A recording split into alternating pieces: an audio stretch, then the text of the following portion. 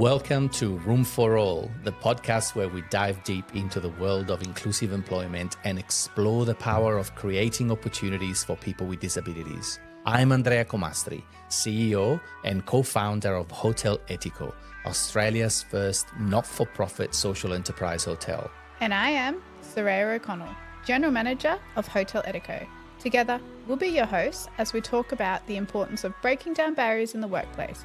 We will have a particular focus on hospitality and other customer-facing roles, and how businesses can lead the charge toward inclusion. At Hotel Etico, we believe that everyone deserves the fair chance to succeed.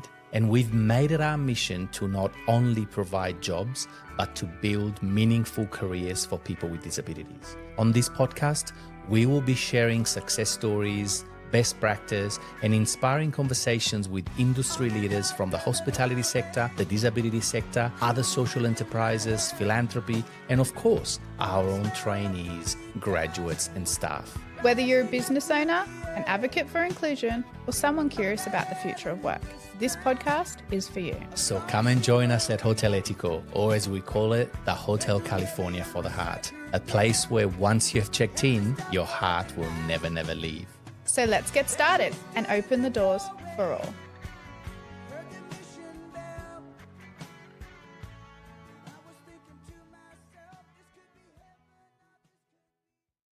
Okay, and we're rolling. We are back in the studio of Room for All, the Inclusion in Hospitality podcasts. My name is Andrea Comastri, and I'm here with my co-host, Soraya O'Connell. Hi, good morning. How are you? Good, how are you? I'm good. Have you had your coffee? Chris is meant to be delivering me one. But you've had one already. I've had one. I don't know how far that's going to get you. In your takeaway cup? Okay. Already it's starting. The takeaway cup is essential because I can't drink coffee that fast. But surely you can sacrifice for the But then I leave half a coffee sitting at the turtles table. of this world. And I'll tell you what, I will bring my keep cup from now on. That'd be a good idea. That'd be a good idea. My Yeti. And then will you get off my back? Yeah, for that. Yes. And good morning. Good morning, Soraya. It's the first time we're recording in the morning, I think. Yeah. We're here for another exciting episode of Room for All. Today we have with us a very special guest, like all other special guests. Her name is Sam Cox. Do you go by Cox? Sam or Samantha? It varies. It can be Sam, it can be Samantha, it can be Sammy, but Whether you're in normally trouble it's or not. Samantha Cox. Okay, If- Samantha For Cox. business reasons, but Okay. friends call me Sam. So please call me Sam. Sam, welcome. Good morning. How are you? I'm great. How are you? You Good. are definitely a morning person. I am indeed. It's quite annoying, isn't it? No, I like, you know what, you bring out the best in me in the morning, and I'm not a morning person like because to you're just happy. I like to see Sam once like completely smashed with no energy. I've never No. seen you without Yeah, I've energy. never seen you without energy. Well, that's a good thing. I think an it's a good thing. amazing It's thing. a good thing for what I do, and I'm sure it probably annoys some people, but It doesn't annoy us. Having good energy and high vibes is fun, and I think you bring out the best in everyone. And you've got the great accent, so Thank you. everyone loves an English accent. Who is Samantha Cox? That's our first question that we ask everyone. I mean, we change the name. It's a normally. very I was going to say they actually have more than one Samantha Cox. That could be scary. all of them. It's a very intense question, though. It is, because I think, at the age of 45 now, Samantha Cox, when she was 10 and then 20 and 30 and 40, has been evolving, changing. As you can tell from my English accent, I wasn't born here in Australia. And I really... Where were you born? I was born in the UK in a place called Bristol, Bristol. so southwest. On the beach. Not really on the Okay. beach, it's Oh, on the that's coast. Brighton. Yes, that's Brighton. Yes. You can, where we grew up, you could see the beach. But I very much love the fact that I'm English, and people say to me all the time, the amount of people say to me here still in Australia, "Oh, are you on holiday?" And I'm like, no, I've been on and off living in Australia for the last 25 years. But I think my English accent's still pretty strong. Very strong, yeah. It's great. So yes, so I was born in the UK. As a very young child, I think if you were to ask my parents, I always had the travel bug. We were very lucky. We got to go to the south of France on most of our summer holidays, camping. And I was adamant by the time I was 18 that I wanted to work for one of these camping companies, working in that tourism sector. And so at the age of 18, that was it. I packed my bags, got a job with Key Camp Holidays, and moved to a place called the Vendée in France. And that was my first, initial Living out of home and you moved countries? Living out of home and moved countries. Unbelievable. And I think, you know, for me, I always knew that I was going to be doing things traveling, because at the age of 16, we'd gone to Greece on holiday and with my family. And I said to my mum, if I worked in the pub all summer, could I go back to Greece on my own? And she said, you know, if you earn the money, of course you can. And I don't think she thought that I would do it. And I worked every shift in the pub, waitressing. And at the end of the summer in England, so the end of August, beginning of September, I flew to Rhodes Island, Greece, on my own for a week's holiday at the age of 16. Wow. Absolutely shit myself, but had the time of my life. And I think from then on, it was just part of my makeup, part of my DNA. I was always looking for adventure. I loved meeting new people. Once you open the travel can, it's That's hard. it, yes. So that was my start of traveling. And then I lived in France. I then had a job in Greece, all within that tourism, hospitality sector. I loved looking after people. I loved meeting new people. So what were you doing? So I was the name of my role when I worked for Key Camp, I was a courier. So basically greeting guests on arrival to the campsite, showing them to their tents and making sure that they had a great holiday, checking in with them every day. You know, they would come and see me to book tours and trips. So very much within the tourism and hospitality world, but just an old way, I guess, of doing it compared to how it's done now. We obviously didn't have the technology then, but still very much in that. So you had to book somebody in for a tour, like it's all phone, paper. Oh, absolutely. You know, you'd get your little docket to say that you're on the 7 o'clock bus to the beach tomorrow. But very much a case of being around people and delivering experiences. And then in Greece, I did the similar. I worked for, it was like 18 to 30s holiday company. And as you can imagine, that would have been wild. It was extremely wild. And I was only 19, you know, and I was this 5 foot tiny little thing greasing some of these much older people than me who were, you know, on these holidays to have, you know, debaucherous adventure. And you joined the adventure, right? I just loved it. I just loved being around different people. And then living in Greece was amazing.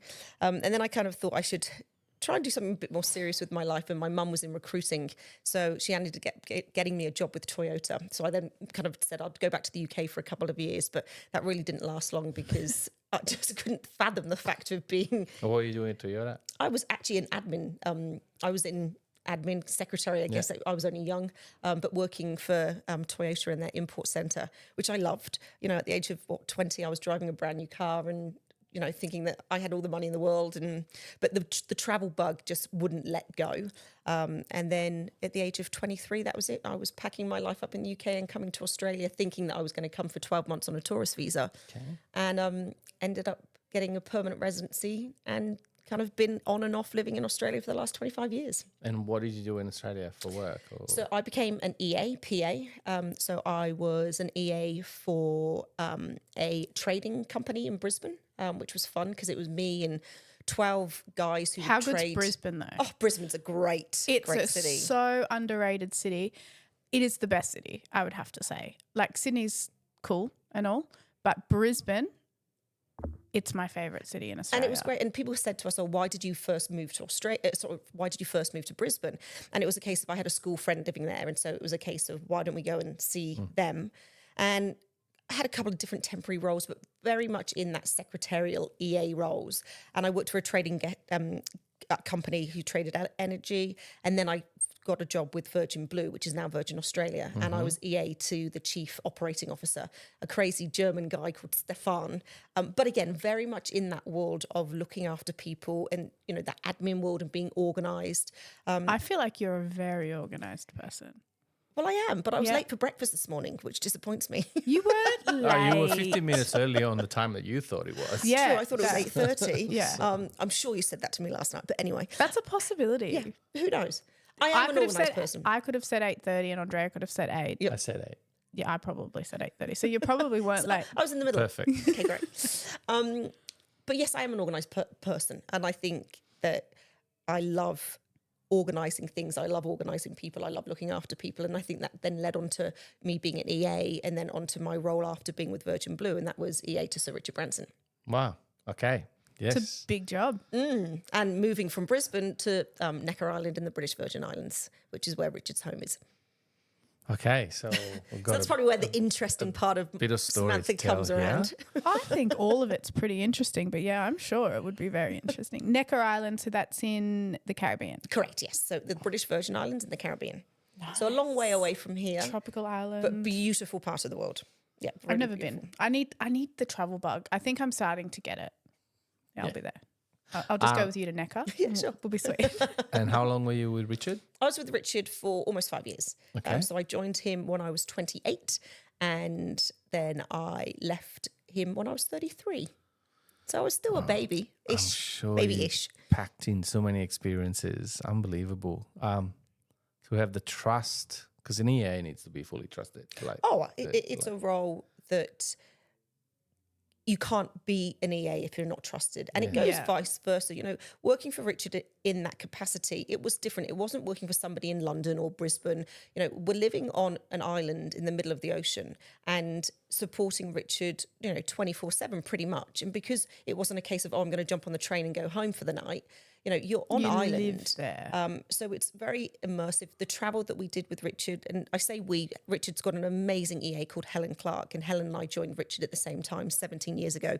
She's still with Richard and, one of my dear, dear friends, and she's an incredible lady. But we took it in turns kind of looking after Richard when it came to traveling. So one of us would stay on Necker, the other would travel with Richard. But it was a 24/7 role. Yeah. And Richard was very respectful of our downtime. But because we lived on Necker, there were no kind of, we'd finish work for the day, but then we'd see Richard for dinner. Yeah. Or we'd go for a walk in the morning and bump into Richard on our morning walk. just being part of the family. It was part and of, it was part of the way of life there, Yeah, which I loved. I loved it. It was incredible. Yeah, It was incredible. amazing. How did you get the job? You said, Oh, you goodness. So at the time, Brett Godfrey, who founded Virgin Blue, he knew that Richard was looking for a new EA. And I was only told this recently, actually, but Richard, or the role was advertised in the UK and it got leaked to Australia. And there were over 2,000 people that applied for it. Wow. And we were a bit cheeky from our end because Brett said to me, Richard's coming out to Australia. They were doing a big Virgin Blue charity and PR roadshow. And he said, listen, just go and spend the weekend with Richard. Don't tell him that you're interested in working for him. Just to see whether you get along, which is a key part in that You relationship have to get of along. EAs. Absolutely, yeah. And we did, and we hit it off. And at the end of Richard's couple of days, one of his PR people said to him, Richard, Sam would be interested to come and work for you. And he looked at me and he said, would you be prepared to move to Necker Island?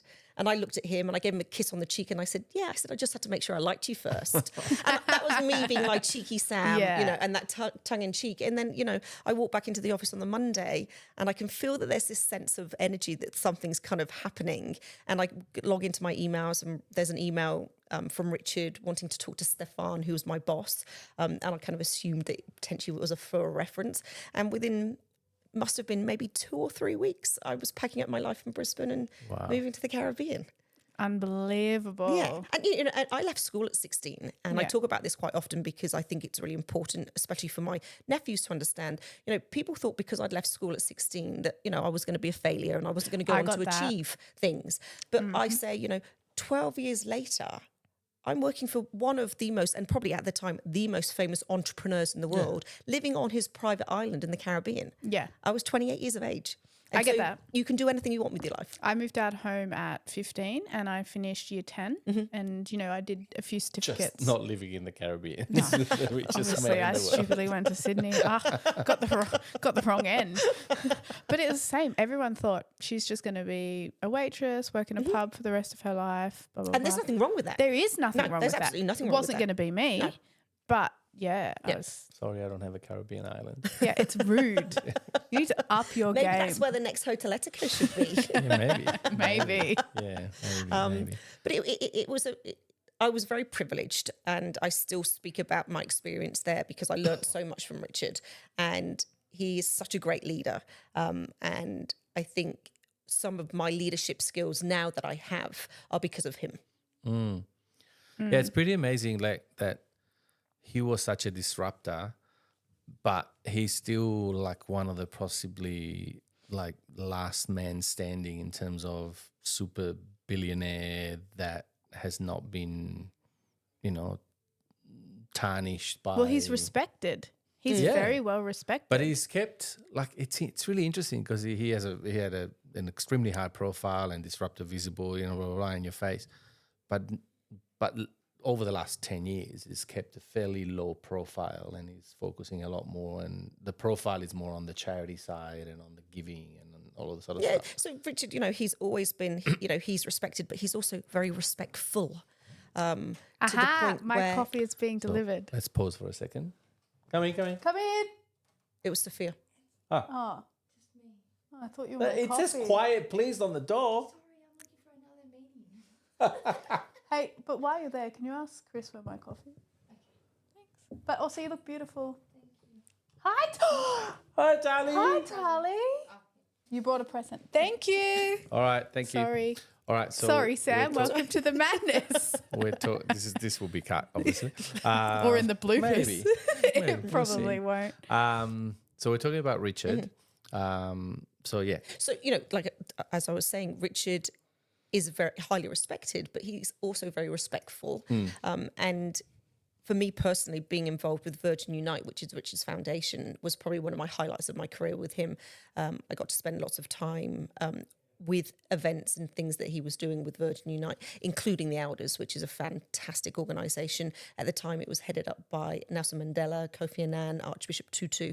Unbelievable to be in that room. And then I think that probably has had some of the biggest impact on me, because having spent time with them in Africa, listening to them, listening to their stories, listening to what they were trying to achieve, and still within the Elders organisation, still trying to achieve it, and that's resolve issues without conflict. And having that exposure, it's unbelievably life-changing. Unbelievable. And probably in history, in the lifetime of Richard, there will only be like 5 or 6 people that have got that privilege of doing that role like you did. He has one of my favorite quotes, and I've heard you present it when we were on our road show. Do you know which one I'm talking about? Maybe about how you treat people. Yeah, it's my favorite. You want to Which say is? it? If you look after your staff, they will look after your guests, or something along those lines. Yeah. But it's true. He says if you look after your people, then they'll look after the people that basically bring money to your businesses. And it's so true. You So need to true. look after your people, and I feel How can you not? If the goal is just solely money alone, take note, Andrea. he looks after his people. He does definitely look after his people. But yes, it was wonderful to be a part of the Virgin Unite element of Richard's world. And I think that's why I still now love getting involved in philanthropic ideas. Obviously being here with Hotel Etico is just amazing. And It sure beats anything you've ever done before, right? absolutely. But I think for us, I feel so lucky that I met you guys, a year? No, not even a year Not ago. even. I don't 8 think months it was ago, maybe? 9 months ago. June. That was a wild ride. Yeah. Mate. How did we meet? Yeah. What's your first? Actually, don't answer me. First impression of me. I fell in love with you immediately. I love your energy. I think when we first met, we were on a roadshow for Destination New South Wales. That was a great road show. It was, and it was interesting really fun. because going to regional parts of New South Wales and delivering our individual content on our individual topics, it was a case of, okay, what are we doing and how are we going to help those regional areas within New South Wales when it comes to being an employer of choice. Absolutely. But when I met Soraya for the first time, she was this fireball of pocket energy, and I'm That was like, in who Canberra, is Queanbeyan. this? That was in Queanbeyan. Who is this lady who just plonked her bomb next to me and just started talking to me like I'd known you for a year? And I was like, sorry, what was your name? Because I didn't recognise you from your profile picture, so I apologise. That's all right. I mean, is that a good thing? Yeah, Maybe I look better. No. Well, yes, you do. You're amazing and gorgeous. And that was a 6 week long, 7 weeks. sort of 7 weeks, roadshow. roadshow. So Every week we were together. It was Very great. intensive. I had so much fun. Tamworth was the best. Yeah, I got that. They were all, you came to Tamworth, so maybe that's why it was the best. No, How many brownie points did that get me? ding. because you didn't have to drive. I did drive. I drove the entire time. Did you? Yeah, you sat there on your laptop. Yeah, But I we think had lots of meetings. Do you not in think? the Do you not agree that it was a relationship that just? This is what I love about fantastic. life. You never know who you're going to meet, and Absolutely. you never know where it's going to lead. And Unbelievable. obviously, if I hadn't have met you and hadn't been so interested in what you guys are doing here at Hotel Etico, and thankfully that you're interested in my journey and what I now do, or what has been part of my journey. we are having a conversation around it. And we'll it's talk a little December. bit later about what you've been doing with us. I just want to go back to the Richard Branson bit, working for him. What did you love the most? What do you hate the most? Ooh, it's a great question. That you can tell. Oh, listen. Do I say I love flying on private jets and sitting in business class? Of course I do. I've never been in business. But that's not why I loved it. I think probably because it was so daunting at the time. When I got the role with Richard, and I still pinch myself now when I talk about it, I go, I was 28 years of age and I'm packing my life up and moving to work for Sir Richard Branson on his private island based in the Caribbean. And I was petrified. I was absolutely petrified. And, and then The best things in life come from those that scare the absolute crap out of you. But it was, I had no hesitation. When they offered me the job, I had no hesitation in saying yes. And I think learning from him probably is one of the best bits. Yes, of course, going and flying all over the world and meeting all these amazing people, but actually being day to day with Richard and just seeing how he works and how he talks to people and the questions he asks and how he treats everybody. How he treats people. And, I think, I know I'm a good human being, but seeing somebody who has such great wealth and who has such great responsibility, and he always says with great wealth comes great responsibility, there are people who are very wealthy who are assholes. Oh, yeah. And Richard isn't. And I think that was the best bit about my life, my time with him, was being able to see him in action and, become friends. We'd have so much fun. Richard loves to be a practical joker. He does lots of crazy, funny things. That's Richard, while doing lots of really, really good things. Right. And what did you hate the most? What did I hate the most? Oh, do you know what? Probably personally, the biggest thing that I found at times frustrating was living on Necker. It took my independence away from me because it wasn't like you're living in central Sydney where you can just pop to the shops and go to the supermarket and buy food, or, you know what, I need time out, so I'm going to jump in my car and drive down to the beach. That you couldn't do that on Necker. Is there a town? No, there's no town. Not on Necker. It's a villa. It's like it's a residence. So it's 74 acres. Necker Island is the size. Yeah. And then you can get the boat over to Virgin Gorda or Tortola, but again, you're relying on somebody else to drive the boat over for you. Yeah. You have a staff boat that takes you over to Tortola and other parts. But again, you're relying on other people. So I think for me personally... Yeah, you're very independent. I am very independent. Very independent. I struggled with that sometimes, but I don't think that I could put my hand on my heart and say there was nothing I hated about my role. So you never thought, I want to quit? No, and the only reason why I did leave Richard was because I'd realised that there were a number of chapters to my book of life of Samantha Cox, and I'd come to the end of that chapter.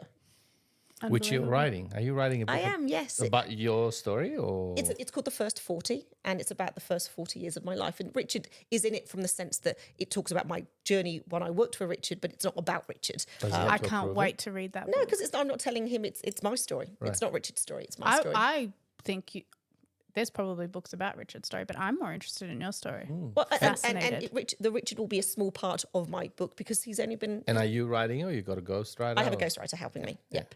I've got a number of diaries that we're using my diary notes from for many, many years, but I've got a lovely lady who's supporting me with that. Unbelievable. I can't wait for that It book. will be in this library. It will be in this library. Or for sale at the front. I will be at your Sydney book sale, and I want that signed. I will be there front and centre. Very good. Unbelievable. So, can I just ask one question? Yes. Yeah. Is business class really at all clacked up to be? Because we've had many... Okay. I'll show you downstairs. Yes. Yeah. I mean, she probably didn't even fly business class. She was like private jetting. So different. But yeah, I'll I add guess it to my bucket when list. you travel as much as we did, it was a necessity It's because a you had to huge sleep. difference. I remember when you had your Huge bad back. difference. Yeah, you Yeah. had to go. Like, yes, there's one no day. comparison. It's one of the I'll add it to my list. things because you can upgrade lots of things in life, and the car, but the car trip in my bomb of a car. Oh my God, I can't in do a a trip like in your Ferrari. It's still a car trip, but the No, there is experience- no. Your the car wouldn't make it on a long It shakes trip. as much as a Formula One car. That's not a good thing. But yeah, I think the difference that business class gives you. I'm adding it to not my to mention list. about first class, but never got there. So Add it to your bucket. yeah. No, that's a waste of money. I think that's a waste of money. Business class is not a waste of money. That's what I mean. I mean, as expensive as it is, it's not. It's not a that waste of expensive, money. is it? Yeah, very, very expensive. Okay, Let's move on to the two following topics. First of all, leadership, because I think that was generally the area that you were talking about in your road tour together. Is that right? Was that leadership or people? Or? So when we did Destination New South Wales, I was speaking about being an employer of choice from a guest experience perspective, and what that looks like both internally and externally, which is similar to what we've been doing a little bit here at Hotel Etico. So leadership's got nothing to do with it, but let's talk about leadership. No, but I want to ask you a question. What makes a great leader? For me personally, and I think after leading teams, I had a big team when I moved to America after working for Richard. I worked for Hard Rock Hotels and Casinos, and I was their director of VIP guest services. And I had a team of about 45 people. And for me, that leadership element, especially coming from an EA working for Richard and having no team, to then all of a sudden finding myself with team members, I had to learn a lot. And one of those big pieces is lead by example. And I'm a big believer. It may be a bit old-fashioned. It may not be the trendiest thing to say nowadays when people talk about leadership. But for me, it's lead by example. Don't expect your team members to do things that you're not prepared to do yourself. 100%. And show them how to do things. I remember the first few team members I brought on board with Hard Rock Hotels and Casinos, and we would do room checks in the hotels before our VIPs arrived. And when we'd have new team members on board, I'd be on my hands and knees looking under beds, making sure that everything was set in the room. And I remember one team member said to me, "Sam, why do you do that when you've got staff to do that for you?" And I'm like, because that's part of my role. If I'm not prepared to get down on my hands and knees to check under the bed to make sure that everything's clean and perfect underneath there, why would I expect you guys to do that? So I think that leadership piece for me personally is lead by example. Have really clear and honest communication, especially in the working world as leaders. I feel that, having honest, clear communication. We're not children anymore. We're adults working in the adult world. So let's be adults. Let's have clear and honest communication. And that should be part of a leadership skill. You have to be able to have clear and honest communication. Sometimes it's hard communication or it needs to be constructive, but it has to be clear communication. Soraya, what do you think is the best trait of a leader? I agree. I think you should lead by example. Like you'll often see us too leading by example on the floor. I wrote an article on LinkedIn the other day about leading with empathy, that it's not a flaw. I think that there's a perception that if you lead with empathy, you're weak. And I think it's an absolute privilege to lead with empathy. I really do. I would read like my to, article. Yeah, and I would like to see more women leading. And, I think, like I said, I'm 45. Back in when I first started the working world, men were bosses and it was, no tears and tough. And gradually, I'd like to see happen quicker, but women with empathy and it's okay to And men. and men, but to let your guard down and not to have all the answers. I know, But to have that empathy, I agree with you. There isn't enough of it, and it's not a weakness; it's actually a strength. So, and I think another thing is to admit your flaws. So I learn the most here by my team giving me honest feedback. I need to be prepared to take that feedback, and sometimes I struggle with it because I'm a very reactive person. Andrea, don't comment on that, but I can be very reactive. I react and then go, crap. I'm aware of it. It's one of my flaws. People around me are aware of it, so they know if I react, I'm just processing and, but yeah, I'm very reactive and I'm trying really hard not to be reactive, but I think feedback and, again, honest communication. I learn the most from feedback. I often ask my team for feedback. It's important. I think it's something. There's so many things that one can say are well, important. what's yours? What do you think is the most important? Those two definitely. Then there's probably a dozen or 20 words that to me go important associated with leadership. But authenticity, even though sometimes in a leadership role, and I think we spoke a little bit about in our other episode, it's hard to be authentic or fully transparent. Yeah, when you can't. Commercial decisions or legal matters. I struggle with that. But you need to strive for authenticity. I wear my heart on my sleeve. So, openness, vulnerability. Yes, definitely vulnerability. And vision is definitely critical. And then it also good business sense, good there's a lot. There's a it's lot just that makes bloody huge. You can never be a perfect leader. I think, and I think that's brilliant. Okay, on this podcast, Andrea and I put a lot of shit on each other, but you are a great leader. Yeah, you said it before. You need to stop saying it. Okay. But you My are. head will become too big otherwise. It's You'll already be able to get the huge. library. I think I've come a long way. I mean, I've, as I said, I've always been in fairly important roles, but I've never been as comfortable in my role as I am in this role. Yep. And I think it's just a result of the book, the first 54 instead Yeah, of the the first, first 40. So yeah, I think all those are essential traits of a leader. And I think as leaders, you're always learning, and you should be always learning. Absolutely. We don't have all the answers. Yeah. We don't know everything, and having amazing teams around you to support you. I could never have done my role in America without my amazing team. Never. Well, a leader by itself is a person. Absolutely. It's not not a lead. They were my team and they were with me. Probably most of them for the whole 6 years I was in the US, and their loyalty was amazing. My loyalty to them was, but I think, there's no way I could have done my role without them. Do you agree that leadership is lonely? It can be at times. Yeah. It can be at times.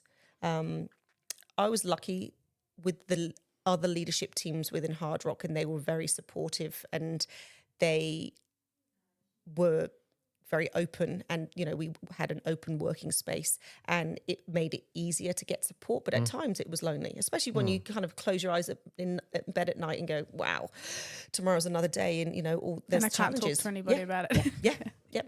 Yeah. Okay, so let's move on instead on to the topic that you covered in your road tour with Destination New South Wales, and then what you sort of started working with us on. So customer service, guest experience. Well, first of all, what was your first impression of Hotel Etico when you walked in the door? Very first time you came to visit? Very first time I came to visit, I pulled in and I thought, wow, what a beautiful building. I walked through the doors, and I'm going to be brutally honest. I know. And when I walked down the beautiful corridor that takes you to the main dining room, I thought it was untidy. And it's funny because from that very first time I walked in to see it to now, it's changed so much. And I don't know whether, I'm hoping maybe some of the sessions that we've had over the last 4 months, think people have been listening, and it's just those small little details. But now I go, it's set, it looks ready for guests. The rooms have always been beautiful. The staff have always been great. But my first visual impression was, it looks a bit untidy. So the rooms are always spot on. Absolutely. It was the brochures and there's just lots of stuff. But I think there's a chance that you walk into the restaurant room and say it's 10 o'clock in the morning or 9 o'clock. Everyone's it was setting early up. in the morning, and it's either after breakfast or in between breakfast and dinner, and the tables are all the place from the night before. So, but we forget that there are guests generally that are using the place, and so that's but like I said, that's tough. Since then, and that wasn't my overall impression. If I was being real, if I was being very critical, that would be it. But if my overall impression, it's like you've got a beautiful, beautiful hotel, and having the tour around and seeing the different rooms and sitting in the library, it's gorgeous and it's beautiful and it's old and it's got history and it's got stories behind it. So my overall impression was beautiful. If I was picking pieces from a guest experience journey, which is what we brought you here to do. So yes. So leading into what you're doing with us So tell us, because currently. today is the last session actually. Yes. We're Very going to sad. hold. for 2024, maybe there'll Yeah. be other things in 2025. We started earlier this year, and what have you covered in general terms? And So I think when we first met, when we were doing our Destination New South Wales roadshow, I was presenting on the guest experience and what that looks like, and evolving that to then Hotel Etico after Soraya reached out saying, Sam, could you come and do some training with our team? I built over the last 5 sessions, today being our 5th and final session, what does that guest experience look like? And we've covered everything from purely from what does that guest experience look like, but then to how do the teams internally work together? How do we communicate? What does that look like? How do we collaborate together? Yeah, do we have everything we need to be able to give that guest the guest experience that they deserve? Yeah. And I think a lot of people, when I talk about me and getting involved in internal guest experience, being your staff and your team members, and then external, people get confused. They're like, oh, isn't one thing and the other? But it's like, if you don't have your internal guest experience and training correct, that absolutely has 100% a knock-on effect to your guest experience. They go hand in hand. And I'm really passionate about it, because if you're going to spend $250 on a night in a beautiful hotel, you want value for money, especially nowadays when people can't afford to do it because of the cost of living crisis.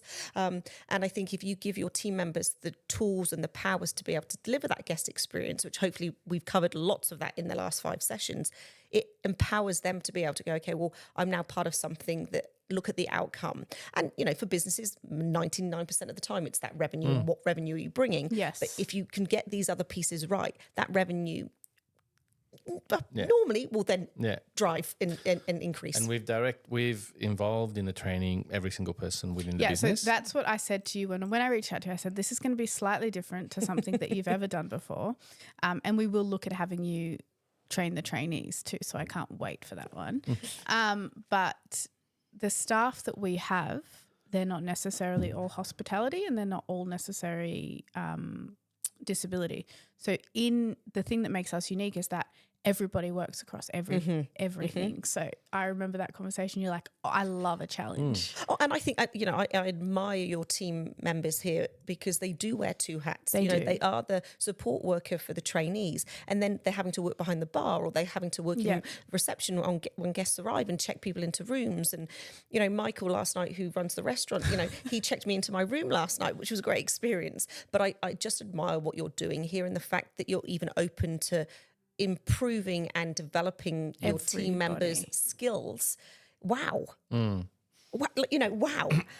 And I think hopefully they will have taken things away from it, and we'll be able to implement I have so many notes in all of my books. Yeah. The engagement that we saw, and Saraya and I sort of split ourselves between the morning and afternoon sessions, so that we would sort of work with different people. And it seems like the interaction was pretty, it's amazing. pretty We've heard great feedback from your lots training. of content, lots of team building type of experience. We did the Chinese spaghetti and marshmallows. I missed and- the one. We did. Yeah, we missed that one.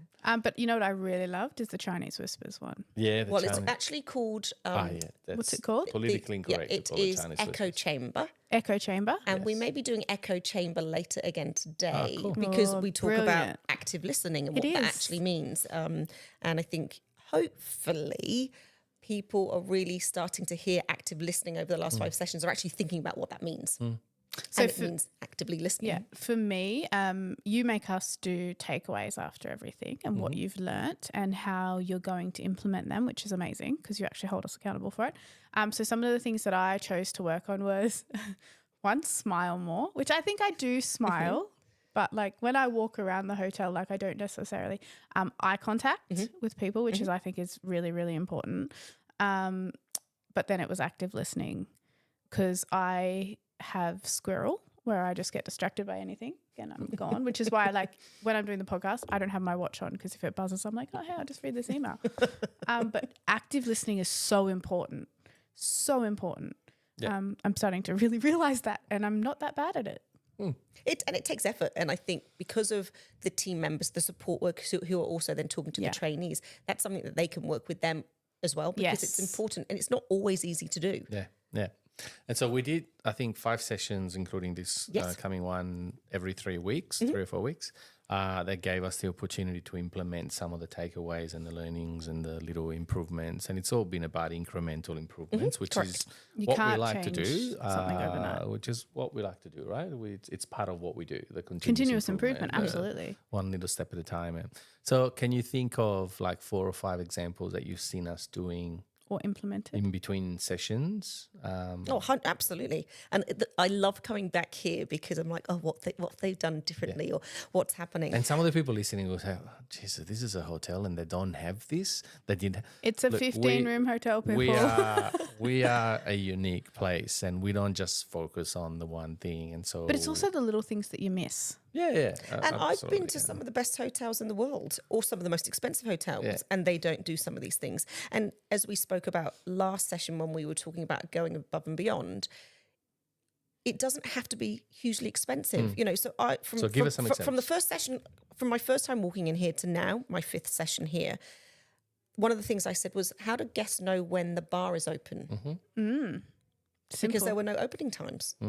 And so just seeing a beautiful chalkboard propped up on an easel and have the bar times, perfect. You're now communicating to your guests. And Plus, on top of that, we've sort of communicated to all the staff because the interaction, the touch points are multiple. So everyone should now know has when, this information, when it's which is open. fabulous because there's nothing worse is if you've driven 3 hours and you're looking forward to a nice drink. And you know, we do let them know when they're doing the tour, but verbal communication and actually being able to just the go and look retention at of it, it, absolutely. yes. It always gets missed. Verbal. I also had when we spoke about when guests arrive and what the guest arrival experience looked like, and not having the reception open and not having times. So it's wonderful to see now that the times are on the door, and if it's quieter and a team member has to be in the restaurant, on the desk you've now also got a little chalkboard saying, please head towards the dining room where you'll be meted, which again, it's just that piece of communication, which I think really helps the guest experience. So that's a tick. I like that I also saw in reception a beautiful jug of water, so you can offer an arrival refreshing beverage to your guests when they arrive.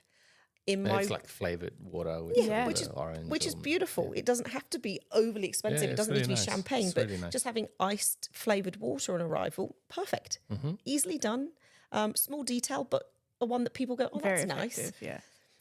Love, love, love, love. And I know I put this on my Samantha Cox International Instagram page yesterday, but I love the fact that you now put on the bed which trainee has made up your room. So walking in there, having a beautiful Hotel Etico postcard with a little, you know, your room was made up by Zoe. I think that really brings that connection of what you do here with your trainees. And I now have a name that I can say, oh, I'd like to say thank you to Zoe, or are you Zoe? Can I introduce myself? So I think that piece, considering what you do here, is so special. And I really, really like to see that yesterday. Right. And I know that was something we discussed in one of our last training sessions. Yep. Other things? Let's think. Oh, So, God. There's one sitting right there, yes. which we will get a photo. Yes, we will. I think you had way too much fun making them, to be honest, Andrea. It's a photo frame, guys. It's a photo frame, yes. Again, there's easier ways. We spoke about marketing Hotel Etico, which you could do in-house, but through your guests. And that is, you know, is there a place where they can have their photos? So it's great to see that Andrea has ordered a great little photo frame that people can have their photos, which has got their brand and their hashtags on.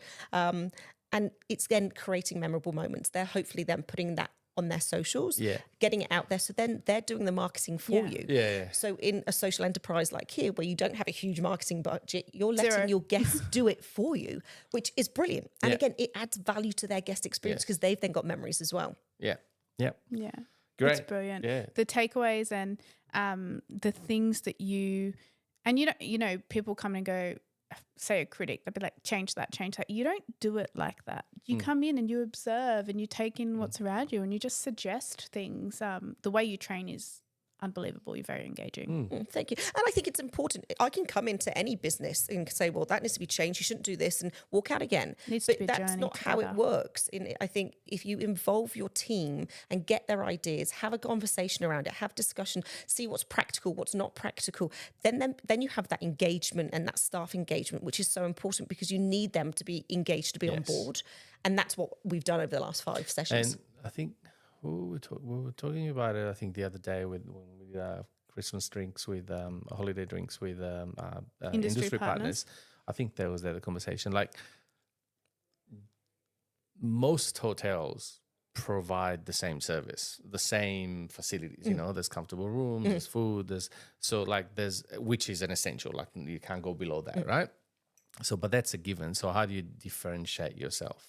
And there's all sorts of different ways. Obviously, our most unique differentiating element is the fact that we are a social enterprise. We're a training environment. There's a great atmosphere and so on. And other hotels would struggle in finding their uniqueness. So you got the W that points. That's on pretty the unique. Have you seen that building? diversity and the design. It's very narrow. Yeah. Sorry. they point. The look just, if looks could kill, I hope the They- camera's still on. Well, they focus on design and innovation and diversity and inclusion Yes. and different use of words, and so they just wow Ahead of the you with curve. that, right? So you definitely have a unique experience there, but you also still need to have all the standard stuff. Then you've got the more formal, say the Fullerton, that you walk in and you feel like you are in this sort of almost like Grand, New York York hotel style. thing where everything works perfectly. There's elegance and all those other things, but so for us, like we need to provide those memories, and I mean, to me, the most important thing is we need to get all the basic right, which we still have a long way to go.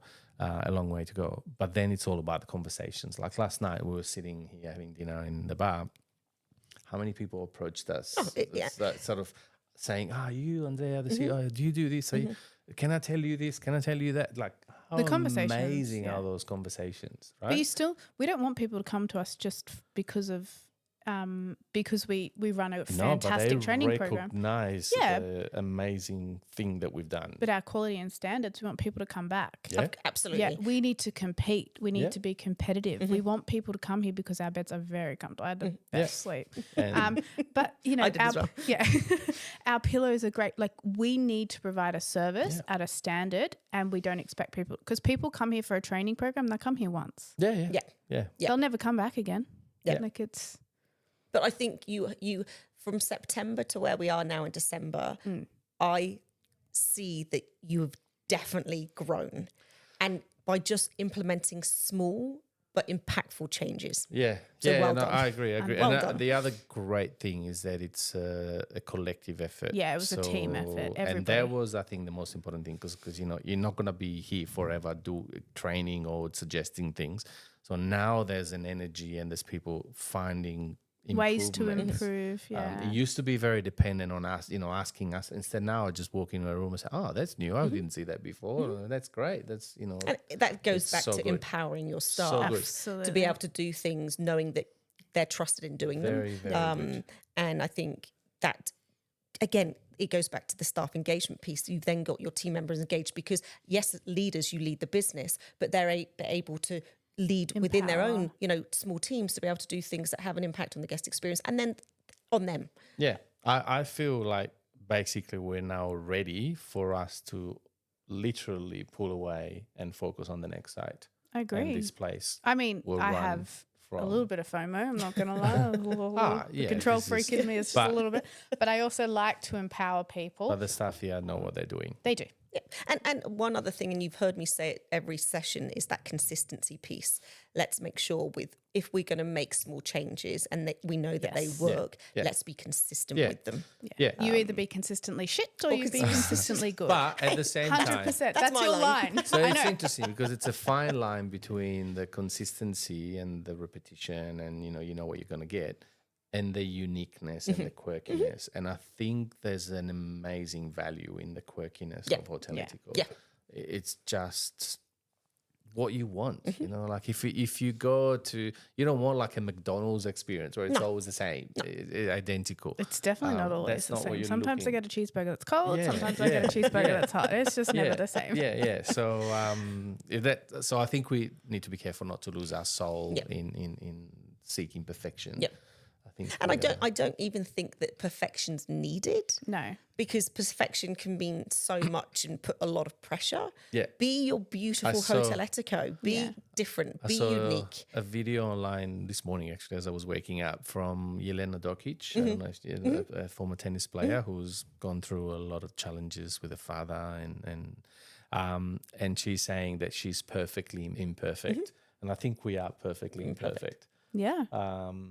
I mean, I say that I'm perfect all the time, but I'm definitely not. I'm definitely imperfect. I think there's great value in being perfectly imperfect. Yeah, and I think so being- too. Yeah, Absolutely. so that's- And I think it just like, I think from a guest perspective, if somebody stuffs up, just own it. Yeah. Like it's so simple. It and that's sounds one so of our- simple. That's Values, one of our values. 100%. Yes. I am going to be the fun police, and Yeah, we're We are. going to wrap up. We are going to wrap up because I could sit here and talk to Sam forever, and I would. But we will have to wrap But up. our camera won't cope. because And we'll we run have a out of training battery, session. And we do have a training And we session to do get have to. a training session I to did just want to, Samantha Cox International is your business, which we haven't mentioned. So whoever wants to go and find you, and you won't be sorry. But you don't just do guest experience training. You do leadership coaching. You are a unbelievably empowering woman, and you do a lot of different things. So I just wanted to give you a little shout out. People need to contact you. How do people contact you? So head to Samantha Cox International, my website. There's a contact page there. I'm also on Instagram, Samantha Cox International on Insta and Facebook. So you can find me there, and if anybody's interested. And some of the things that LinkedIn as well. Yep, under Samantha Cox. Some of the things that you do, such as the leadership coaching, you do quite a lot of consulting for businesses, you do training. What else besides everything do you do? What don't you do is probably the question. But Privately? No, it's not as in privately. It's as in your private life. If somebody needed help with something, what would they go to you for? Very much that guest experience, but not just that guest experience. It's all It's really about hard. stuff. It's about training. It's about coaching. You know, I've got a couple of people that I coach who are very successful business people who just come to me and say, Sam, you know, I Mentoring. just need to kind of offload. What are your thoughts? And I need to take it outside of the business. I love working with hotels, and not just hotels, but anybody within the tourism and hospitality industry and beyond. Okay, going, what is your business doing well when it comes to a guest experience? And if you're brave enough to go, okay, what can we do better? Let's explore that together, and I can help you with that. And, you know, just I like having fun. You are fun. Yeah, I think it's the power of your positivity that Yeah. sort of makes you capable of. I think life is very serious at times. And one thing that Richard Branson taught me was, let's have that serious, but have the fun with it. Yes. So, you know, let's not take things so seriously. Yes, Yes, it's you were important. having fun with me yesterday, What did Why? I do? plastering photos online about. Oh, your Hannah's How birthday good. photo. Did you see the Hulk? I know. Brilliant. We've got plenty more that will never come out of the vault. We put your head on so many different things, and we made them animated. Yeah, like I want to busy. see them. hell no. Busy at work yesterday. This is why I keep nicknames from you, and I keep the dancing animated things, because, you know, someday it's just going to come back, and Okay. I'm just going to post it and you're not even going to know. Have fun with it. You know, you take it like a champ. If somebody, and I think a lot of people realize that I'm the one that's posting it, but you take it like a champ, because you are a very serious man and you can have really difficult conversations, but you're also quite funny and fun. Andrea, you know, and happy birthday for yesterday. Yes. But I think I've really thoroughly enjoyed the last 4 months coming up here. I've loved getting to know you better, both of you. I always laugh. I always drive back down the mountain, and I normally phone my mum, and my cup is full. I love what I do with you guys. I hope that we can do more in 2025. Very, very and you're just amazing. Absolutely. So thank you for having me. You're very welcome. Okay. We feel privileged. There was one other thing that I wanted to mention. We were talking in the car earlier about pet peeves. You and I have the same pet peeve. Chewing gum. Andrea, the other day, I yelled at him so hard. I was doing it on purpose. I know, to annoy you. but I hate people chewing gum near me. And I think it's disrespectful. I hate it. It's disgusting. But Andrea has now taken it upon himself to chew gum or to chew gum. To do it to annoy her. clearly, really it would, hard. well, my team members in America knew if they would chew gum in front of me, they would be going home for the day. Yeah. So if anybody's listening and you chew gum at work, Pretty please don't un-American, chew not gum. to chew You gum. shouldn't chew gum at work. Do not chew gum. Yeah.